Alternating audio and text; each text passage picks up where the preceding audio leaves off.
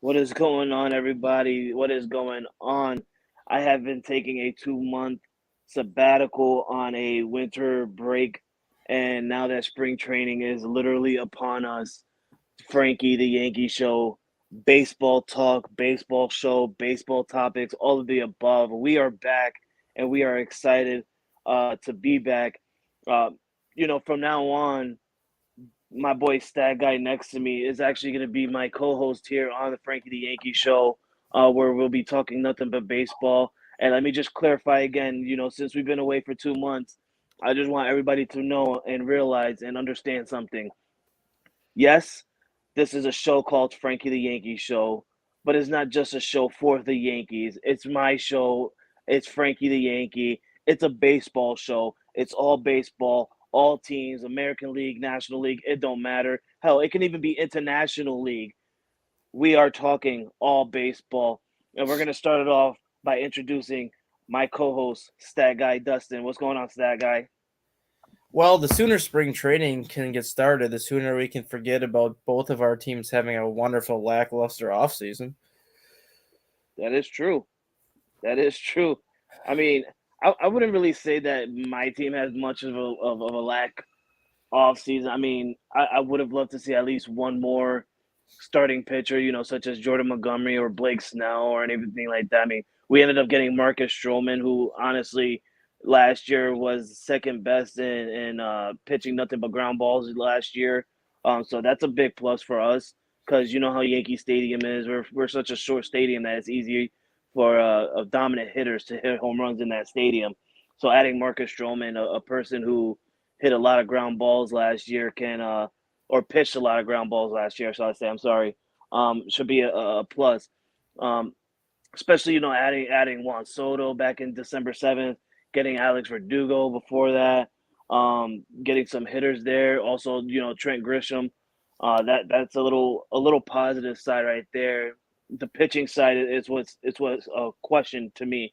But lately, Brian Cashman has done something, and he brought in a pitcher from the Dodgers via the trade. Not so long ago, last week, we ended up getting Chase Ferguson from the Dodgers. Caleb Ferguson, I apologize. Caleb Ferguson from the Dodgers in return for Matt Gage and another pitcher that's in the minor leagues that we truly don't care about. But, we got a dominant, solid pitcher there to set up Clay Holmes to come in and as a closer. I'm liking what this team is looking like right now. I'm hoping that Brian Cashman and Hal Steinberg can weave around and get one more starter. I need one more starter, Dustin, behind Garrett Cole because I do not trust Carlos Rodon, especially after the disappointment he had last year. I don't know. I mean, I might give him one more shot, one more year. He's under a 6-year contract. He's got 5 more years left with us. We paid this man $165 million to come out and do what he did back when he was a San Fran, and it's just not looking pretty. So I'm going to give him one more year and one more shot to see how he can do healthy, because we did grab him when he was injured, but I want to see what he could do healthy. So I would like to see, both Brian Cashman and Hal Steinberg can possibly get one more starter behind Garrett Cole. And I'm hoping it's Blake Snell. I mean, like you said, spring training's right around the corner. It's literally about a week away, or 2 weeks away, or a week and a half, one of those. So we definitely could use Blake Snell, and he know that the clock is ticking, and there's no other teams out there offering him any contracts. And the Yankees are being nice and giving him a little bit more money than what they offered him before. They're giving him a little bit more money than Carlos Rodon, but they're not going to give him the money that he's seeking. Exactly. Dustin, tell me, man, Chicago Cubs, fan, Chicago Bulls fan, tell me, what has the Chicago Cubs done in this winter break so far? Do you feel confident in the Cubs? I would feel a little bit more confident if they could just seal the deal on Cody Bellinger already and stop dragging this process on. I mean, Yes. I understand that he's a Scott Boras client. I understand that Scott Boras has a job to do, and his job is to get his clients the most money possible. But at some point, you need to face the reality that your client's not going to get what you originally thought he was going to get. And if you look at all the reports, everyone has the Cubs as the team to get Bellinger. So just stop dicking around already and just give them something that's reasonable. Even if it doesn't even have to be a long-term deal. Give him like a 3-year deal, a 4-year deal, and just give him more annual, more AAV instead of a long-term deal. And maybe that keeps him happy that way. And if you don't want Bellinger, then go after and get Matt Chapman, another guy that's still sitting out there that you can get probably for 4 or 5 years at 20 to 25 million per year. Both those guys would look great in the Cubs lineup right now because they do need some power in the middle of that lineup, especially left-handed power.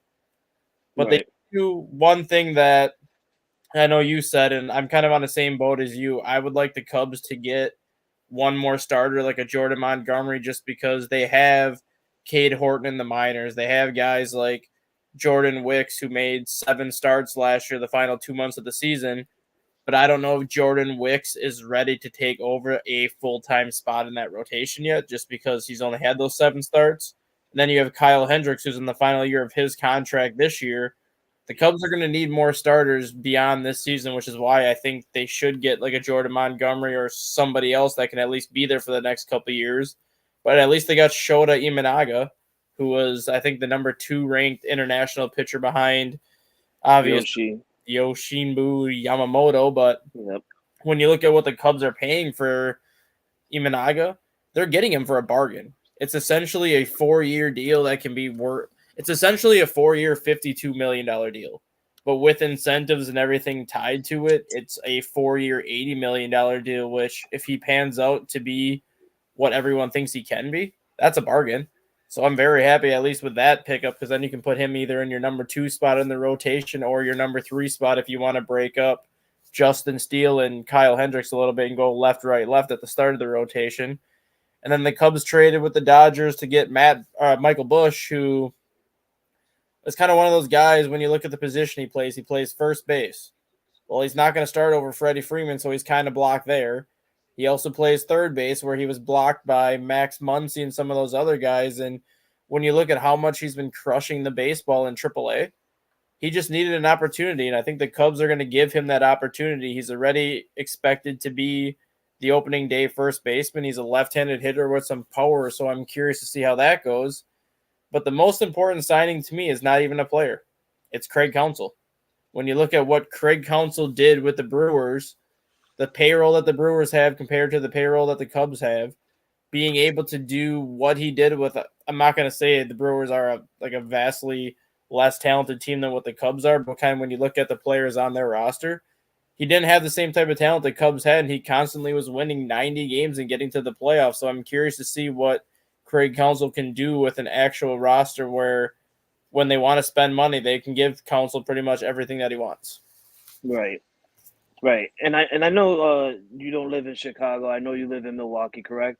Yes. No, okay. Not in Milwaukee, but like an hour and a half north of Milwaukee. All right. So, but you hear some of the Milwaukee newses and stuff like that, correct? Yeah. All right. So let me ask you this, right? The Chicago Cubs go out and they get the manager who actually managed the Milwaukee Brewers last year. And now the Baltimore Orioles went out. They didn't do nothing the entire winter, the entire December, the entire January. They don't do nothing besides get new ownership, right? They get new ownership, and then in the day after getting new ownership, Dustin, they go out and they make a splash trade on getting their ace from the Milwaukee Brewers. Tell me, how is the thing over there, the system, the fan base, the farms, like, how is it feeling over there in Milwaukee? Are they upset about it? Is this a rebuild mode for Milwaukee because they just lost their manager to you guys, and now they just traded away their ace to the Orioles? I mean, is this like an entirely rebuild mode, or are they looking at like, oh, we have another ace that can probably do good for us? Because for the past 2 years or 3, or 3, the Milwaukee Brewers have looked it pretty good. Mm-hmm. They really have, and they've been to the playoffs, I think, twice already in the last 2 to 3 years. They've been to the playoffs twice. What's going on over there in Milwaukee? Are they doing something smart? Do they see something that we're not seeing? Because if I'm them, I wouldn't trade away my ace to the Baltimore Orioles. I think more so at this point, it's a mini rebuild, but not a full rebuild, mainly because you don't have Brandon Woodruff anymore. He's a free agent, obviously. He's not even going to be pitching in 2024 due to shoulder surgery. So you knew you were already going to be down Brandon Woodruff.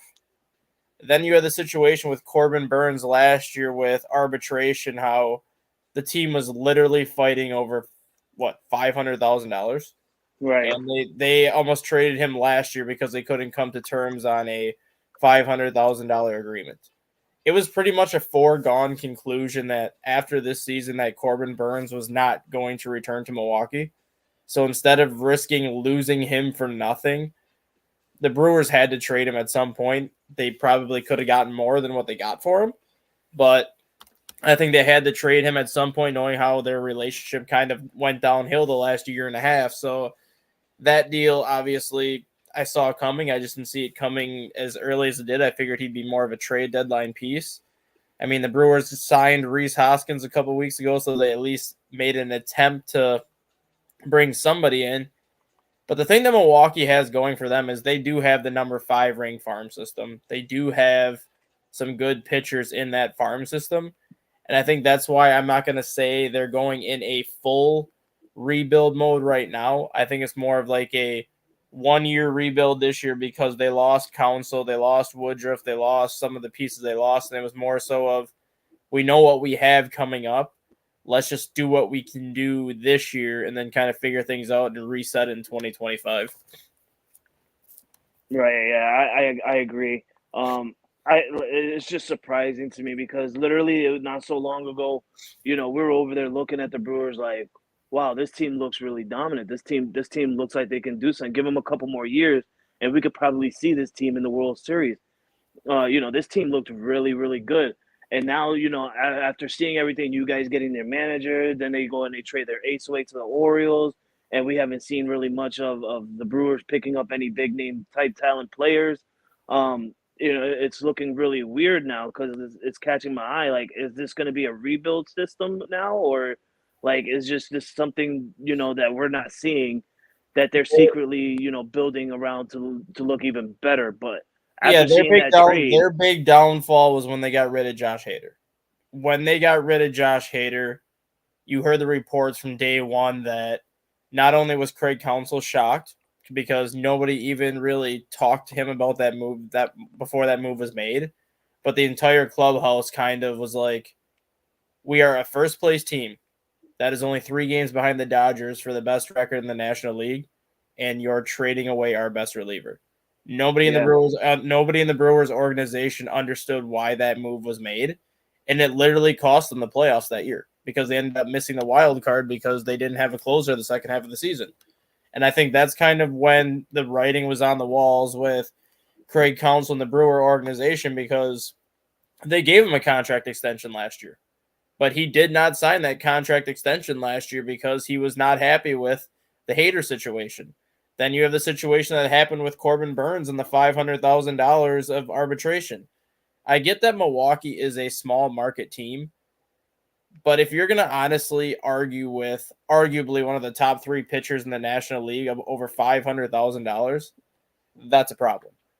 And that right there, I think, was kind of the writing on the walls. You pair that with the Hader trade. I think Craig Counsell was in a position where he kind of felt like he took the Brewers as far as he could take them with the resources that were given to him. And I think he wanted to just challenge himself and go to a team that has technically, even though the Cubs haven't shown the ability to prove that they have unlimited resources, we know the Cubs do have unlimited resources because of the market they're in.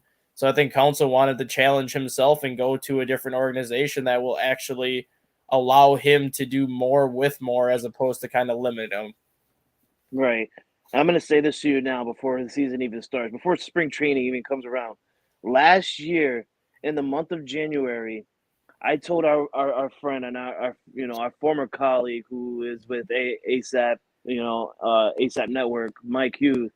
He's also a Chicago Cubs native, Chicago Cubs fan.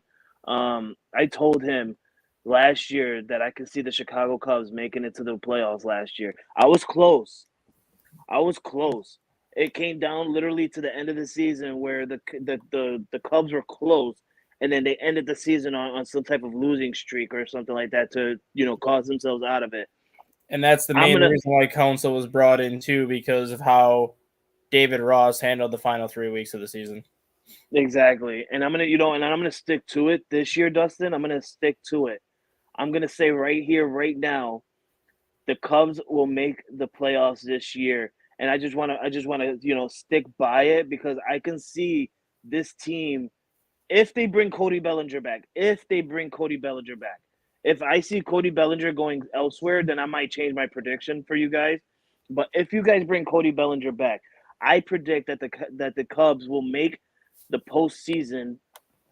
All you guys need to do is bring Cody Bellinger back and fill in that role on the starting pitching side of it to cover Marcus Stroman's loss. And I feel with Bellinger, they're an 88 to 90 win team that would be competing for the NL Central. Without Bellinger, I think they're still an 84 to 85 win team, but they'll be competing for that final wild card spot without Bellinger. He's a very important piece that'll definitely help get the Cubs to the postseason, but not a division championship. Right, and let's look at it really quickly, right? I mean, you got the Cubs who literally just they got a new manager. They just lost Marcus Stroman. They're figuring out what they want to do with Cody Bellinger. And to me, I feel like if they can get that Cody Bellinger piece and maybe one more pitcher, I can see the Cubs doing something. And I believe that the Cubs can do something if they bring back Cody Bellinger and bring in an extra pitcher to start in the replacement of Marcus Stroman. I really do. And if you look at that division in the National League Central, and I believe that's what you guys are at, right? National League Central. Yeah. That division the last couple of years belonged to the Milwaukee Brewers. We literally just talked about the Milwaukee Brewers like 2 minutes ago. They lost their manager. They lost their reliever, their closer. They lost their ace. I don't see the Milwaukee Brewers, competing for that division title. They probably could compete for a wild card spot, probably the third or fourth spot in that division. But that entire division looks a little funky to me. And this is the point right here, and this is the part right here where the Cubs can easily try and win that division. Mind you, the Cincinnati Reds might have a little competition with you guys in winning that division now. With the Cincinnati Reds, the Chicago Cubs, everyone else, I don't see. St. Louis, I don't see them winning that division. Well, I think St. Louis is the one that scares me the most, just because they went out and got Sonny Gray. They went out and got Kyle Gibson. They went out and got another pitcher. I forgot who else they got. So they added 3 starting pitchers. Granted, Sonny Gray is really the only good one out of that bunch, but it was still 3 starting pitchers they added. But then you have to look at how poorly Paul Goldschmidt and Nolan Arenado played last year. I don't think Nolan Arenado and Paul Goldschmidt are going to play that bad again. And if both those guys get back to how they normally are, St. Louis has the best offense in that division. And if they can get back to the way they were hitting in 2022, the division will be St. Louis's this year just because they have the most offensive talent. Stagger, I'm going to do it. I'm going to take a shot at them. They got Wilson Contreras. The hell with that. They're not going to do anything. He's not catching. He is officially not catching this year. He will be the DH. That's bad to even have him DH. I wouldn't even have that guy bat. I would use him I would literally use Wilson as a utility man. Someone that, I need to bring in as like a pinch hitter or something like that. Like, I would not have this man back. He had a terrible year last year. There's a reason why you guys traded him away. We didn't even trade him away. We just let him go.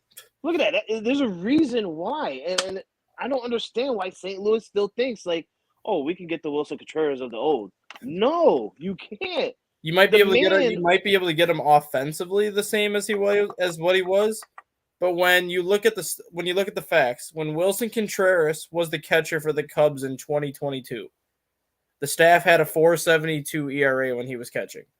When Yan Gomes was catching, and then looking at last year, the Cubs staff had a 3.68 ERA with Yan Gomes. So a full run better with Yan Gomes. You put Wilson Contreras in St. Louis last year. The staff had a 5.11 ERA when Wilson Contreras was catching. They had a 4.26 when everybody else was catching. That's insane.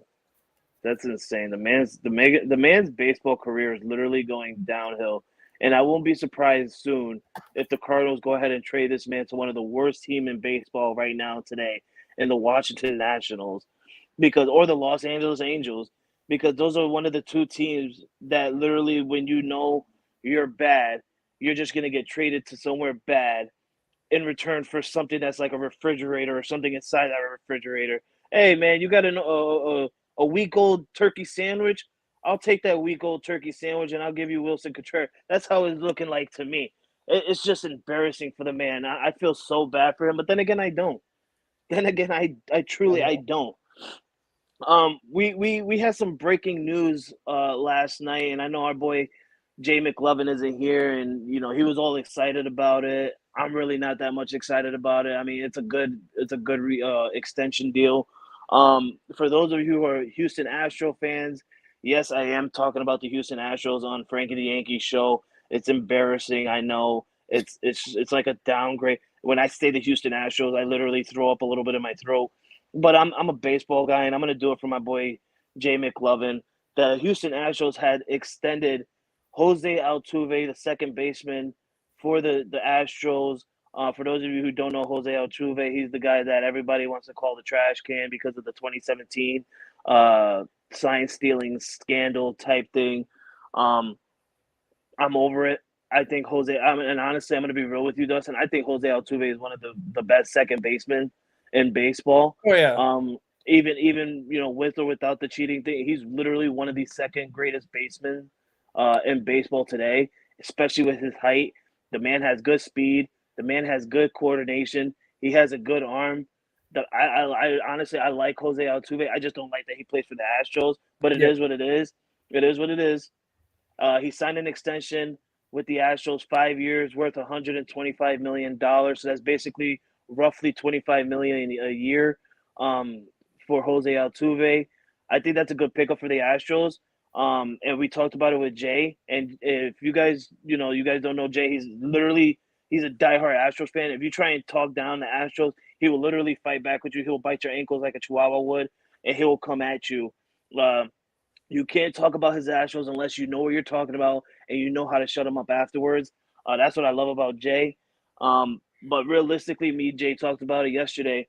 It's good that the Astros went and extended Jose Altuve because you want to lock in your superstars, kind of like what the Yankees did 2 years ago when locking down Aaron Judge on his 9-year deal. You want to lock your superstar in and waste what you can waste before going out and getting free agencies and then looking at what you have and then being like, okay, well, Jose, this is what we have left and this is what we can give you. He's not going to want to accept it. So it's good that the Astros went out and they said, listen, we're going to take care of you first. Let's lock this down. We're going to give you this many years, player option, no player option, whatever. We're going to give you this much money. Do you accept? Yes, we accept. Okay, now the Astros can go out and they can look at other things that they need. Jay mentioned left field, and I agree with him. The past 2 years, he's been mentioning left field players, and I agree with him. They do need left fielders, especially with Michael Brantley just retired. They do need left fielders over there. So I would like to get your take. I know you're not an Astros fan, but I want to get your take on the extension signing of Jose Altuve and what you think this new management team of the Astros need to do to try and get back to the promised land of being back in the World Series or even being World Series champions again. They were close last year. They lost in a Game 7 to their across the highway rival of the Texas Rangers. What do they have to do to succeed in becoming World Series champions again? Well, I'm going to start with the Jose Altuve signing, and kind of what you said. I'm as upset as I was during the whole cheating scandal and whatnot. Everyone does do sign stealing in some form. It's just a matter of how the Astros did it as opposed to how other teams do it. So I've been over it. I've been over it now for the last 3 or 4 years. I mean, at the time, obviously, in the year after that it happened, I was obviously pissed off about it. But I've been over it now for years, and it is what it is at this point. But when you look at Jose Altuve, you can make the case that he was that first key piece to the whole Astros dynasty that they put together. Because after they had Altuve, they got Correa, then they got Bregman, then they got all the pieces that kind of followed it. But Altuve was that first piece. He was really the only player out of all of those guys that had to suffer through the horrendous losing seasons because everybody else was drafted and playing in the minors when they were losing. Altuve was not. He was actually up in the majors having to deal with 105 lost seasons just to get Houston to where they are right now. So seeing him sign that extension doesn't surprise me at all. I'm honestly happy that he did because he's one of those guys that I think should stay with one organization for his entire career and retire an Astro because he is going to go down as one of the best Houston Astros that's ever played the game, and you can't really take that away from him because he's been a hell of a player. In terms of like what you said about left field, there's a lot of ways Houston can address it. I mean, one guy that you could look to, honestly, and I'm surprised Houston hasn't done it, is Jorge Soler. Jorge Soler is still a free agent out there. Granted, he is a horrendous defensive outfielder. Left field is not that difficult to play in Houston because you have the Crawford boxes there. So it's not like he's going to have to run and chase down a lot of balls in the gap. It's not like he's going to have to run and chase down a lot of balls down the line because the Crawford boxes are so short. He's just got to be able to catch a routine fly ball. And knowing the type of power that Jorge Soler has, he could hit 50 to 60 home runs playing for Houston just because of left field. And if Houston would be smart, I would go get him for a 2-year deal right now, put him at left, and then wait for, I think, another year or two because I believe one of Houston's top prospects is an outfielder anyways who's going to take that spot in a couple of years. If I'm the Astros, right, and I like that take. I like what you said. But let's not forget, like I said a little while ago, they wanted to lock in their superstar first, right? They wanted to lock in Jose Altuve. They wanted to lock in their actual Astro. So now they can go out and look at free agency and see, okay, who can we get on a cheap deal for a couple years until we get this guy in our farm system to come up and take over that spot. I like that take.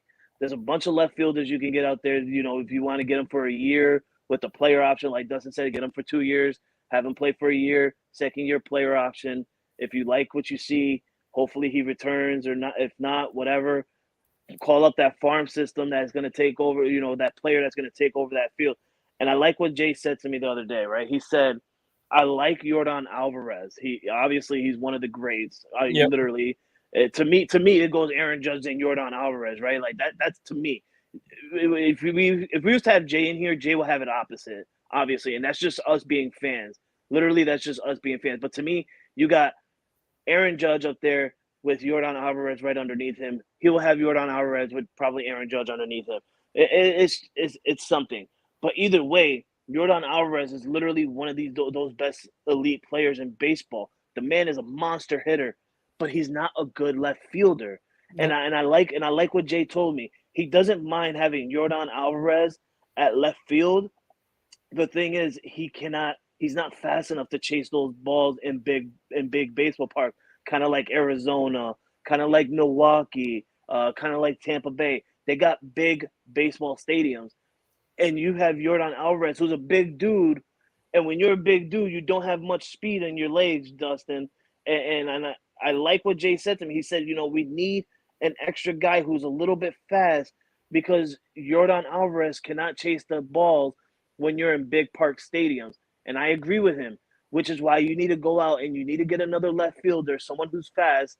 If he's not a good hitter, whatever, so be it. You still got Yordan Alvarez in that lineup. You got Alex Bregman. You got Jose Altuve. Hell, you got Kyle Tucker still. You guys are lucky to still – the Astros are lucky to still have Kyle Tucker on their roster. They really are.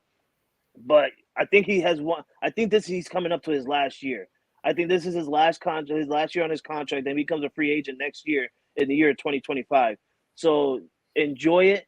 Get someone to cover that. And you don't even have to play that guy every game in left field. Hell, if you want to put Yordan Alvarez in left field during home games, so be it. If you want to put Yordan Alvarez in a Yankee Stadium to play left field, do it. You want to put him in Wrigley Field in Chicago and play play left field against the Cubs, do it. Those aren't big stadiums, but when it comes down to playing in big stadiums, you got to get that guy in left field to cover for Yordan Alvarez so he can DH, and you have that guy covering that big left field side.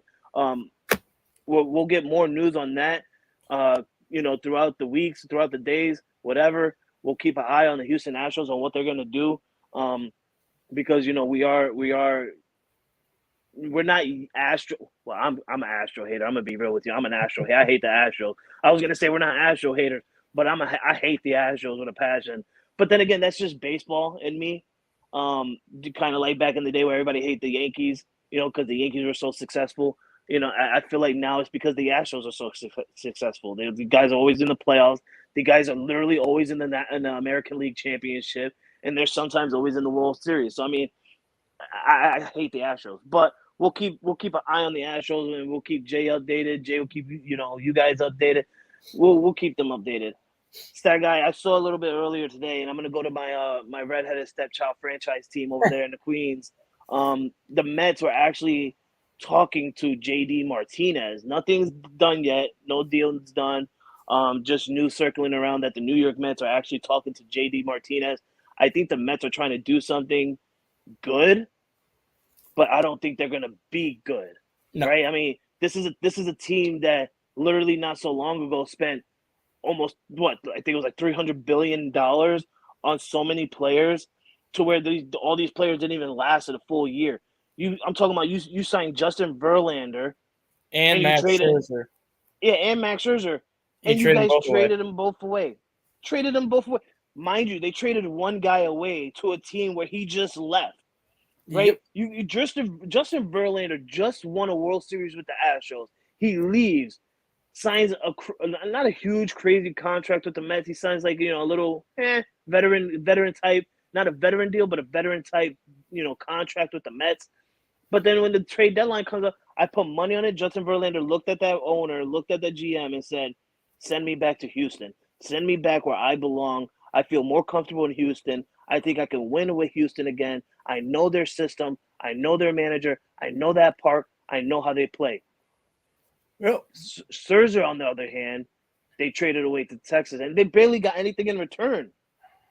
So, I mean, this is a team in the Mets that I love to call my redheaded stepchild that I never pay attention to, because it's for a reason. And there's a reason why I say that. You have Pete Alonso. You have Francisco Lindor. You have Edwin Diaz. All of these players that you should be at least looked at as, wow, this could be a World Series contending team. And we did look at them like that for the first 2 months of a season. And then we looked at them and said, whoa, is this like how can I compare it to? Is this like the Cleveland Browns from like 5 years ago, where they went and they had Javaris Landry and they had Odell Beckham Jr. And they had who was it, Kareem Hunt or something like that? Yeah. They had a monster team, but they didn't succeed. That's what the Mets are looking like to me right now, and they're doing a little something right now. They're not signing big top tier players, but they're signing some good players. I just don't feel comfortable with the Mets. They get JD Martinez. I feel like that's not a huge thing. JD Martinez is past his prime. He looks old to me. He's a good hitter. He's not a great hitter no more. He's a good hitter now. I feel like the Mets are just trying to do something to where they can just fit in holes right now and just, go out in the season and do what they got to do. I put money on it right now, Dustin. Pete Alonso's not going to stay with the Mets for long. No, he won't. He's in the final year of his deal this year. I don't think Pete Alonso's going to want to stay with the Mets. He's going to want to go to a team that's actually want to contend, and he wants to go to a team that actually, can get him to the World Series. I think that's what he wants to do. He's looking at the Mets like, I feel like he hasn't been himself the last 2 years. This is a man who won back-to-back home run derbies. Mm-hmm. He still goes to the home run derbies, and he just doesn't care anymore. He doesn't show the affection of baseball anymore with the Mets. Yeah, and I honestly thought he was going to be traded at some point this offseason. Like, I thought he was going to be traded even before the winter meeting started and even before we got into January. And the longer the Mets held on to him, you kind of are scratching your head like the Mets blew everything up last year because they admitted they made a mistake signing all these people for as much money as they signed them for. And yet you still have Francisco Lindor's contract on your books for another 8 or 9 years. What is your plan with Pete Alonso? He's making, I think, $30 million this year, and he's going to be 29 years old. He's going to be 30 years old in October. Are you really going to sign Pete Alonso to a 7-8 year extension after this year for around $300 million, or are you going to let him walk? Because if your plan is to let him walk, then you should have extended him like you did and traded him, because now you are not going to get nearly the value that you would have gotten for him. I'll tell you what. If they don't want Pete Alonso no more, the Bronx exactly. Not a far trip. Hop on the train, hop on the NTA, and just come right across to the Bronx. We will accept you with open arms. We will put a beautiful pinstripe jersey on you. You will still represent New York. You won't have to move your house. You won't have to take your kids out of school. You don't have to ruin their life, by having them have friends already and then losing their friends to make new ones at a different place. Bring him over to the Bronx. We will take him with open arms, because I know a first baseman who's actually under his final year as a Yankee, and Anthony Rizzo.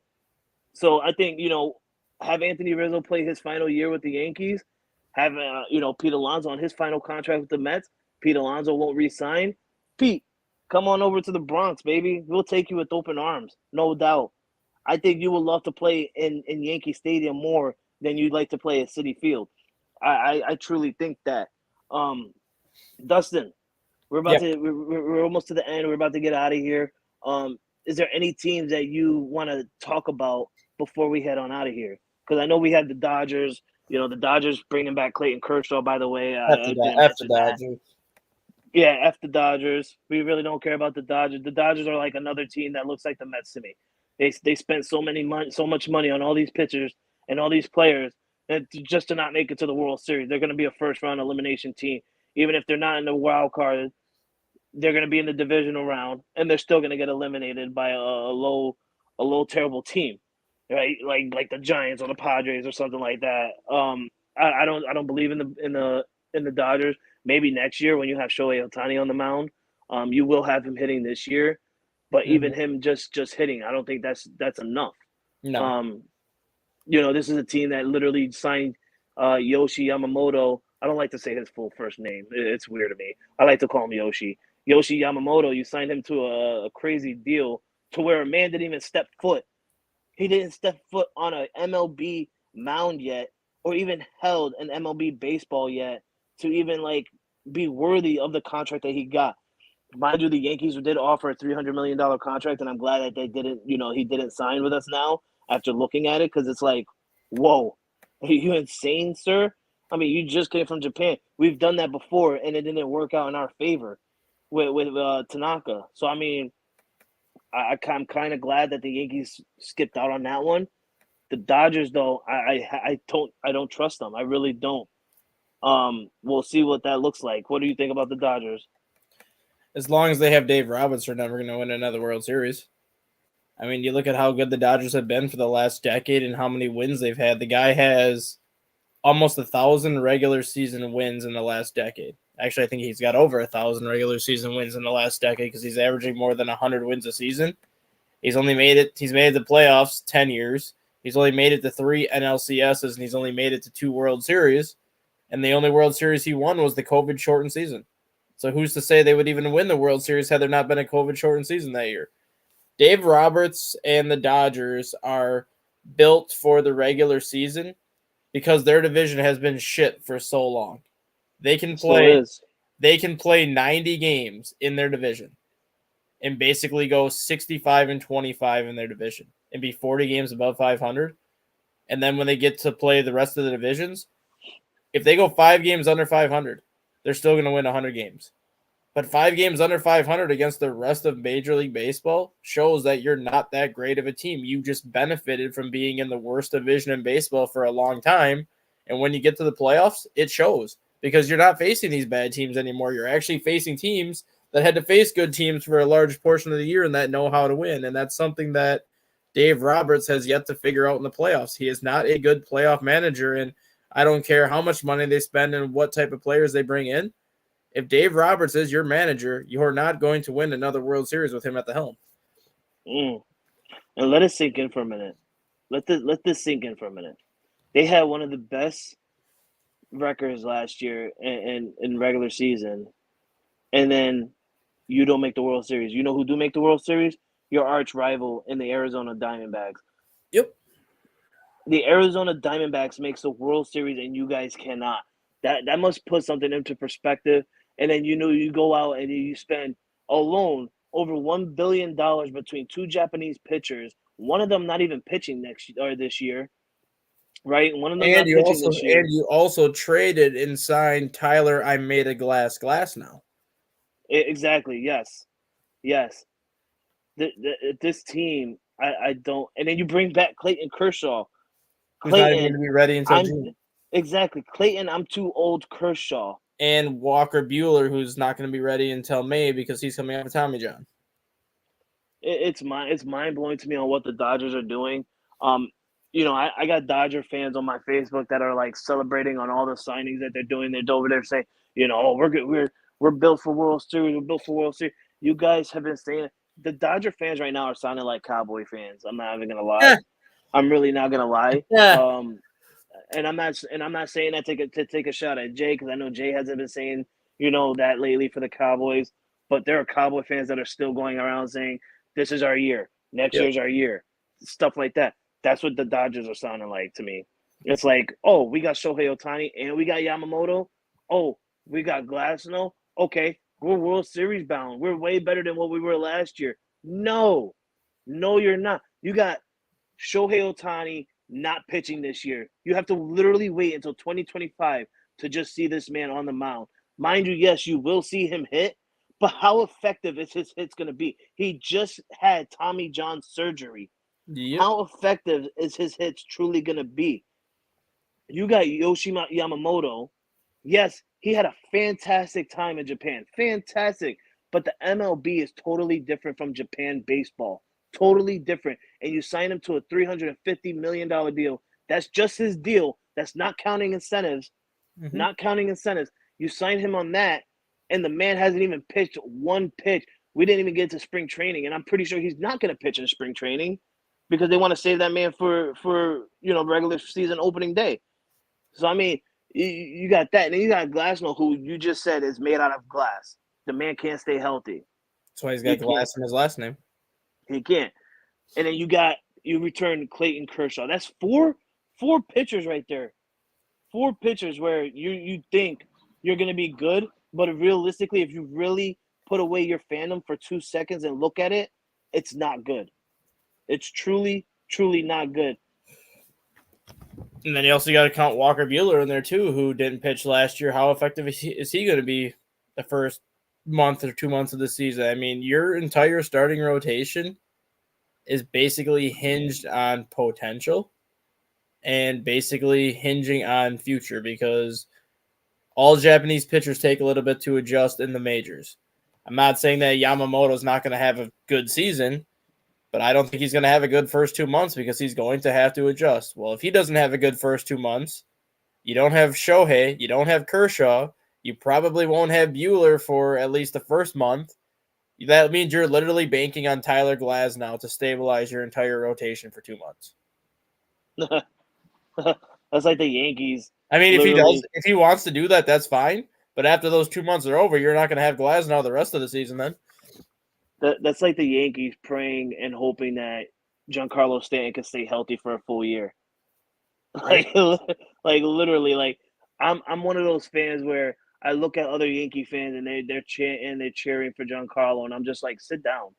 Like, and you know this. I said it last year, and I'll say it again. The man can hit home runs when he hits home runs. I'm that person. I'm that Yankee fan that does not celebrate when he hits home runs. I accept it because that's a run we need. I mean, the guy's 6'9", 280 pounds. I would hope he can freaking hit a home run when he makes contact with the damn baseball. Right, and his hits, like when he's hitting, that miles per hour hit is literally over 110. So I mean, he has the power. I expect him to hit home runs, but I'm not celebrating it because he could hit one home run, and then guess what? he's getting struck out for the next 3-4 games, and we won't see another home run for about a month. So, I mean, go ahead. Yankee fans, celebrate Giancarlo Stanton all you want. I'm celebrating the days that his contract is coming up. I mean, I still have about, 6 more years? 5 more years I got to wait? You got 2. Oh, 2 more years. Look at that. I'm counting the days of his contract coming up because once his contract's up, I cannot wait until he's out of the Yankee Stadium. I mean, it's mind-blowing. And that's the only reason why he's staying with the Yankees because he's been getting injured so much that no other team is going to want to take on that contract of a player who can't stay healthy. So we're stuck with him. We're stuck on that contract. That's the only reason why he's still in the Yankees, to me, I think. But I'm counting the days where Giancarlo Stanton is gone. Dustin, is there any other team baseball-wise that you want to talk about before we get on out of here? Any breaking news that you found out? Any type of rumors that you've heard of? I mean, not really breaking news, but there's been a rumor, I guess I can say, with the Cubs the last couple of weeks that I'm kind of interested to see if they pursue it. The Cubs have been talking with Trevor Bauer. Ooh. And honestly, I would love that signing for 2 reasons. A, you're going to get him real cheap. And I mean like real cheap, probably $2, maybe $3 million. B, he's going to be pissed. And a pissed off Trevor Bauer is one of the nastiest pitchers in Major League Baseball. You add him to that rotation, I would perfectly be happy with that because he could immediately become an ace, even if you don't use him as your ace because you still have Justin Steele. But you could immediately put him in your ace spot in that rotation, and he would, I think, be an instant Cy Young candidate this year just because of how pissed off he's going to be. I'll tell you what, everybody forgot about Trevor Bauer. Even I forgot about Trevor Bauer.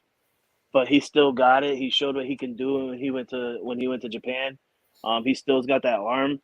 And I think it's a good feeling for some baseball team out there to go and get him because he still can be dominant. And now that the baseball league has changed, I think his ERA will be great, and I think his fire that he'll bring to a baseball team is going to be amazing. Especially now that we play every team in baseball. Imagine what that game will feel like when he's going up against the Dodgers. Like the man is going to go crazy. He's going to be insane. And I can't wait to see it. Just for Yankee fans, really quickly, I just want to go down the list.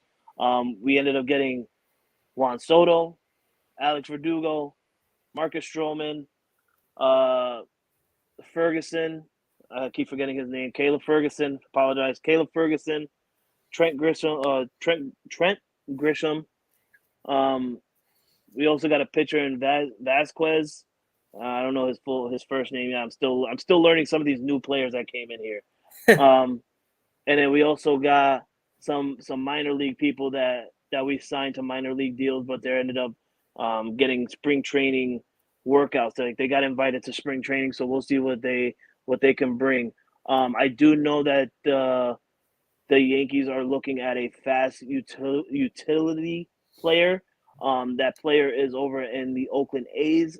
God, what the hell is his name? What the Tony hell Kemp? Was it? Tony Kemp? Yes, Kemp. Yes, the Yankees are looking at Tony Kemp to fill in that utility role. Not really use him. That Not really bad, use. actually.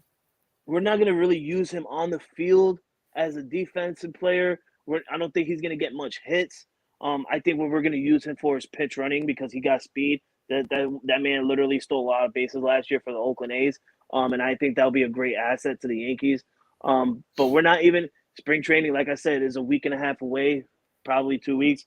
A lot more to cover, a lot more signings that are going to come underway in those couple of weeks because the clock is ticking. We still got big name free agents out there. I'm talking about Blake Snell, Jordan Montgomery, Cody Bellinger, Bowers that we just said. Who else? JD Martinez, freaking Matt Chapman. Matt Chapman, Justin. Oh God, what's his name? The guy. He was just with the Red Sox. He played with the Dodgers and he went to the Red Sox. Justin Turner went to the Blue Jays. Oh, did he? Yeah, he signed a 2-year deal with the Blue Jays last week. Damn it! That's a power hitter that I wanted the Yankees to at least look at too. That's a power hitter where if Giancarlo Stanton gets hurt, we could put him in the DH. That's someone that I really wanted the Yankees to really look at. But I guess, Brian Cashman shit the bed again. Of course, shit's the bed again. But there's a lot of other, names out there that needs to find a team. They will find a team because, like I said, the clock is ticking. Spring training underway. They truly don't have to sign for spring training. They literally have until end of April before season starts for them, or end of March. End of March is when the season starts. But I mean, you're gonna want these players to sign with at least 2 weeks left of spring. Otherwise, they're pretty much going into the regular season with no game reps, which is never good. Right, in a cold arm because they didn't go out there to at least pitch a couple games for spring training, at least a couple innings. So they're gonna want to sign sooner rather than later. Another name to keep, or another name that we should bring up really quickly before we head out, Bobby Witt Jr. He signed an 11-year, what is it, $350 million or something like that? 11-year, 288. 287.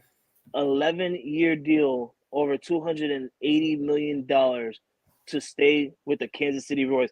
Now, if you are not faithful, I don't know how else you can explain it, because the Royals are literally one of the worst teams in baseball, and this man went and signed an 11-year deal to stay with Kansas City. That's faithful right there. That's some Damian Lillard with the Portland Trailblazers type deal. That's some Patrick Mahomes money he's getting, because Patrick Mahomes probably tipped him a little bit on that one.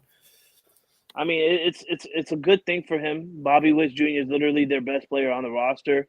I think it's a good signing for him just to get money. I don't think he's gonna, at this point, we know that he's not gonna finish that 11-year deal. He's not. Not in Kansas City. He won't. Somewhere else. No. He will. Yeah, not in Kansas City. I feel like he's gonna play 2 more years in Kansas City. Then he'll probably get traded because Kansas City's gonna look at like, okay, well, we could probably get some asset for Bobby Witt Jr.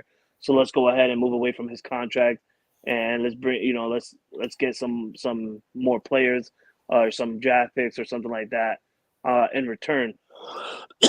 Excuse me. So yeah, we'll keep you guys updated on more signings, more breaking news. If you haven't done so already, please like, comment, share the stream. Go on ESPN. That's Elite Sports Entertainment Network. You can find us on all platforms, Twitter or X, shall I say, Facebook, Instagram, Twitch, all of that.